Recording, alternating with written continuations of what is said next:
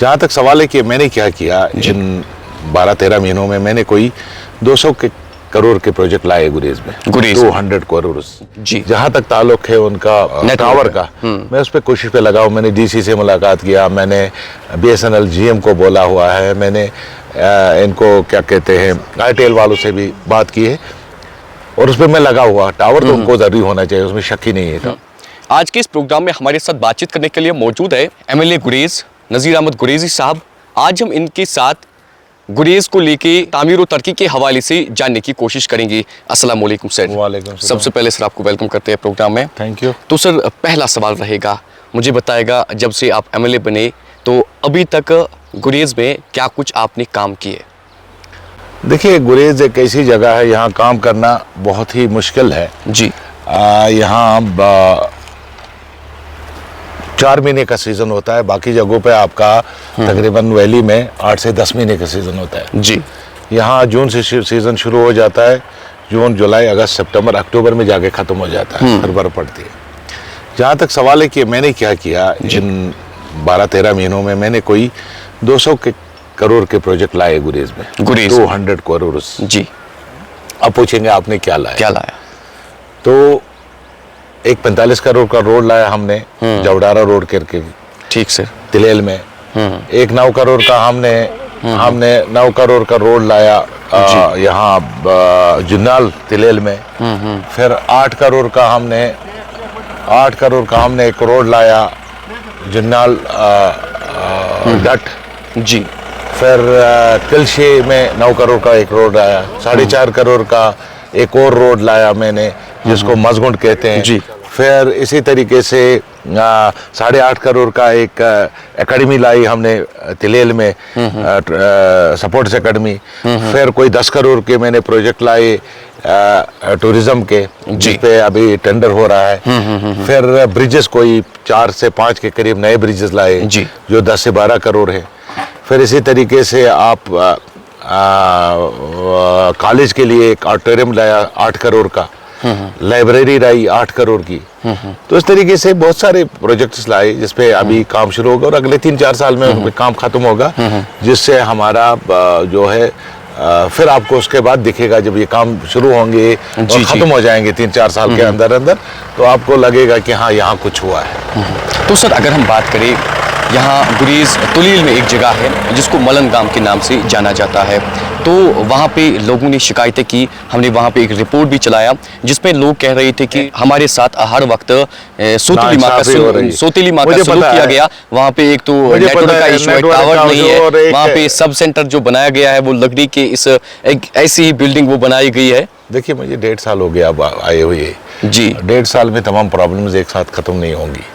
उनका मैंने जो आप कह रहे हो हाल सब सेंटर वो रखा है जी। जहाँ तक ताल्लुक है उनका टावर का, मैं उस पर कोशिश पे लगा हूँ। मैंने डीसी से मुलाकात किया, मैंने बीएसएनएल जीएम को बोला हुआ है, मैंने इनको क्या कहते हैं एयरटेल वालों से भी बात की है, और उस पर मैं लगा हुआ। टावर तो उनको जरूरी होना चाहिए, उसमें शक ही नहीं है। टावर के बगैर आजकल के ज़माने में विदाउट नेटवर्क ज़िंदगी अधूरी लगती है। तो मैं इस कोशिश में लगा, और मैं जानता हूँ वहाँ ही नहीं है ये प्रॉब्लम। जी। हमारे कशपाट में प्रॉब्लम है, इजमर्ग में प्रॉब्लम है, ये जो सामने वाला विलेज है, ये 3, 4, 5, 6 विलेज है जो अभी कनेक्टेड नहीं है। इनको भी हम कनेक्ट करेंगे इंशाल्लाह। तो सर मुझे बताएगा, कई सारे लोगों ने हमें ये भी शिकायतें की कि सॉलिड वेस्ट मैनेजमेंट रूल्स की जो है खिलाफ वर्जी की जाती है, यानी कूड़ा करकट जो है खुलेआम वहाँ पे फेंक दिया जाता है। तो आपकी तरफ से इस बारे में क्या कुछ बदकिस्मती है? जिन लोगों ने आपको शिकायत किया उनको पहले अपने गरीबों में जाकर देखना चाहिए। गवर्नमेंट का काम नहीं है साफ सफाई रखना, जब तक ना लोग उसमें वो सहायता दे दें। जी। आप उठा के बोतल फेंक के कहोगे गवर्नमेंट आके उठाएगी, आप अपना कचरा उठा के कृष्णगंगा में डालोगे। वेस्ट मैनेजमेंट का जहाँ तक ताल्लुक है, मैंने दावर में एक 10 करोड़ का प्रोजेक्ट लाया, उसमें 25 लाख रुपए मैंने वेस्ट मैनेजमेंट के लिए रखी है। एक 25 लाख का हमारा बन रहा है दावर में ही, जो ये प्लास्टिक वगैरह आता है। और कल ही मुझे अफसोस हुआ, मैं बाजार में जाके दुकानदार को कहता हूँ डस्टबिन रखो, कह रहा है डस्टबिन वहां से दे दो, आप दे दो डस्टबिन। मैं क्यों दे दूं डस्टबिन? कमाई कौन कर रहा है? दुकानदार कर रहा है, कमाई होटल वाला कर रहा है, कमाई वहाँ शॉपकीपर्स कर रहे हैं। उनको चाहिए कि कम से कम अपने एरिया को साफ रखना, एक डस्टबिन रखना। अगर कोई रास्ते में फेंकता हो, उनको कहना चाहिए भाई क्यों फेंक रहे हो, और हमने कल ही फैसला ले लिया कि जिसके दुकान से पॉलीथीन बरामद होगा उसको 5,000 रुपये जुर्माना होगा, वो प्लास्टिक ये जो सिंगल यूज प्लास्टिक, और जिसका कोई पॉलीथीन के लिफाफे को लेके चल रहा होगा दुकानदार आदमी, उसको 1,000 रुपये जुर्माना किया जाएगा। इसके साथ साथ हम बैन कर रहे हैं ट्रैकबल में सिंगल प्लास्टिक यहाँ नहीं आना चाहिए। उसके लिए मैंने आज ही रुपये 6 लाख दे दिया जी, 3 लाख दे दिया कि आरोज लगाएंगे हम। आरोज मीन्स हम पानी के लिए उनको साफ पानी हम आरोज की आरो वाटर लगाएंगे, आरो वाटर ट्रैकबल और कंजलवान में 2 जगह पे। और मैं सोच रहा हूँ कि कुछ बोतलें भी हम रखेंगे वहाँ, और उन बोतलों को टूरिस्ट जब आएगा वो बोतलें उनको दी जाएंगी कि आप पानी यहाँ भर लो, लेकिन बोतल का जब वापस लाओगे तो आपको कोई चार्ज नहीं लगेगा। अगर बोतल फेंक के आगे आप तो आपको 200 रुपया आपका बोतल का भरना पड़ेगा। तो हम कोशिश कर रहे हैं, अभी टूरिज्म शुरू हुआ है तो उसमें आपको थोड़ा टाइम लगेगा। ये नहीं है कि मैंने उठाया और छिड़ी घुमाई तो सब ठीक हो जाएगा। आहिस्ता आहिस्ता ये चीजें हम कर रहे हैं क्योंकि टूरिज्म नया नया है, तो हमने नए नए तरीके यहाँ सोचने हैं। अभी आप देखेंगे कि कितने हमारे लोग हसास है, इनको कह के भाई तुम ये कचरा वचरा मत फेंको, आप अपने माहौल को साफ रखो। कृष्णगंगा में फेंक रहे हैं। आज मैंने ही फैसला ले लिया, 6 लाख रुपया दे दिया, CCTV हम नस्ब करेंगे जी। जितने भी गांव हैं उन गांवों के दरिया के किनारे हम CCTV लगाएंगे और देखेंगे ये कौन कर रहा है, और जो कर रहा है उसके खिलाफ कार्रवाई करेंगे। तो सर उस टाइम सियासत जो है काफ़ी खासकर बांडीपुरा में गर्म हो गई, जब हर किसी ने दावा किया कि यहाँ सुंबल बांडीपुरा नेशनल हाईवे को जो अप्रूव किया गया नितिन गडकरी साहब की जानिब से, वो उस MLA ने किया या इस MLA ने किया, तो उस हवाले से क्या मैं ये कहूँगा मेरा कोई रोल नहीं रहा इसमें। मैं अपनी बात कहूँगा, मैं कहूँगा मेरा कोई रोल ना, मुझे नेशनल हाईवे चाहिए। क्रेडिट कौन MLA ले रहा है मुझे उससे कोई वास्ता नहीं है। मैं कहूँगा निज़ाम साहब ने भी किया, हिलाल साहब ने भी किया, गवर्नमेंट ने किया, मैंने किया, मैंने कुछ नहीं किया, लेकिन मेरा रोड बनना चाहिए। मैं क्रेडिट लेने की उस पर नहीं हूँ, मुझे क्रेडिट मिलना चाहिए कि रोड बन गया। क्रेडिट कोई ले जाए लेकिन रोड बनना चाहिए। लेकिन ऊपर वाला देख रहा है कौन इसके लिए मेहनत कर रहा है, वो तो ऊपर वाला फैसला करेगा।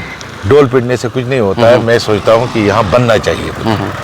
मतलब नेशनल हाईवे है नहीं हमारे बांडीपुरा, एक वाइड डिस्ट्रिक्ट है। जो मैंने डिफेंस मिनिस्टर से मिला, गडकरी से मिला, गडकरी साहब से, दोनों को बताया। मैंने कहा वाइड डिस्ट्रिक्ट है हमारे जम्मू कश्मीर जो रोड से कनेक्ट नहीं है नेशनल हाईवे से। उसके बावजूद हमें अभी तो DPR लेवल पे है। मुझे उम्मीद है अभी चल रहा है, 5-7 साल तो लग जाएंगे बनाते तो आप लोग कम से कम तो उस रोड से चलोगे, हम नहीं चले तो आप लोग चलोगे। रोड बनना चाहिए। किसको क्रेडिट मिलना है वो बात की बात है उसमें। तो सर खासकर अब जो अगर हम गुरेज की बात करें तो लोकल्स के साथ साथ अब टूरिस्ट्स यहाँ पे आ रहे हैं, तो टनल यहाँ पे होनी चाहिए। टनल के लिए आप किस तरीके से जदोजहद अगले 4 साल में यहाँ टनल बन जाएगी इंशाल्लाह। अगले 4 साल के अंदर टनल तैयार हो जाएगी, 4 से 5 साल में। ठीक। ये इस पर टेंडर हो गया है DPR के लिए। 1 साल 1.5 साल DPR में लगेगा जी। जो ही DPR लगेगा उसके बाद इंशाल्लाह मैं फाइनेंशियल इसके फाइनेंस का इंतजाम कराऊंगा और टनल बनवा देंगे।